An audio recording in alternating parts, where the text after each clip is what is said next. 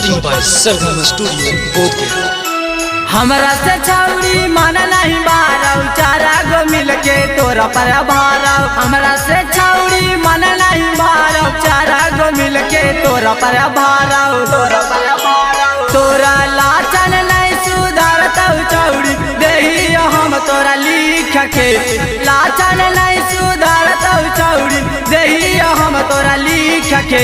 अगे हम बनावौ सारी पछौरी तू बना मिया खाली बगे। आगे हम बनावौ सारी पछौरी तू बना मिया खाली बगे। तू बना मिया खाली बगे। तू बना मिया खाली बगे। सारी पछौरी तू बना मिया खाली बगे।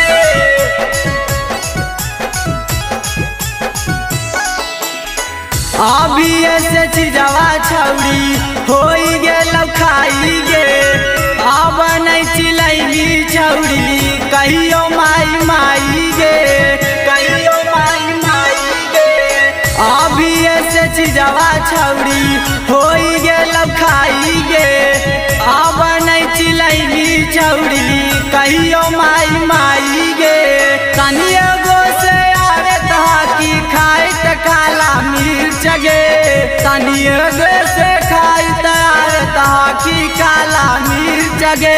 अगे हम बनावौ सारी पछौरी तू बना मिया खाली बगे। आगे हम बनावौ सारी पछौरी तू बना मिया खाली बगे। तू बना मिया खाली बगे। तू बना मिया खाली बगे। सारी पछौरी तू बना मिया खाली बगे।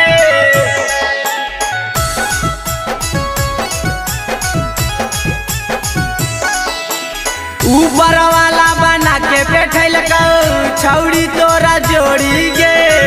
नीचे बना के मरकौ अमितावा छौरी घोड़ी गे। तवा छौरी घोड़ी गे। ऊपर वाला बना के बैठल छौरी तोरा जोड़ी गे। नीचे बना के मरकौ अमितावा छौरी घोड़ी गे। रौकी रान कहा कहो अयन सनी बगे।